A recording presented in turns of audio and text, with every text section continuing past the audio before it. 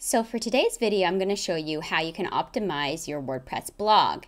And really the guts behind it is optimizing your images has a large part to do with the speed of your blog. If there's some tools out there that can compress your images to make them just a little bit smaller and make your whole entire site load faster. So I'm going to show you the one that I've used, and it's called TinyPNG. If you go to tinypng.com, and I have it displayed here on the screen, and if you upload your images here, they'll give you a downloaded version of a compressed file. They'll tell you how much that they've compressed by, and you can kind of replace your images with a new optimized and compressed version.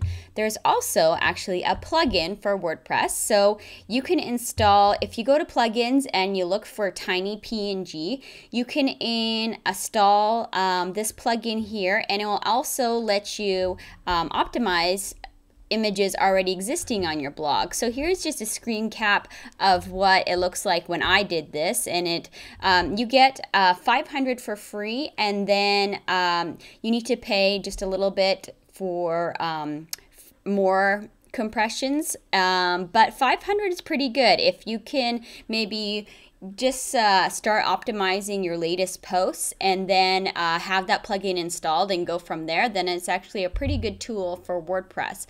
And I'm going to show you some of my results. So this is a result from Pingdom, and I'll have the link in my blog post. But so this is the results I had when I first did the test, and my performance was only 65 out of 100. Then when I optimized my images, I got a performance grade right now of 82 out of 100, which is quite a big difference.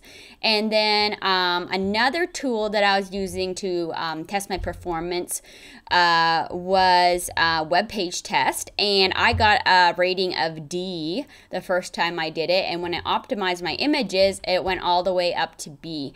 So and also, I guess you can see from the render time is like 2.1 seconds, and then this one is 1.2 seconds. So that's a difference of a second, and it seems a little silly, but it actually does matter a lot on the web, and it also can affect your SEO. So it's actually a pretty good idea to optimize your images on your blog. So I hope that was helpful for some of you out there, and I'll have more videos to come.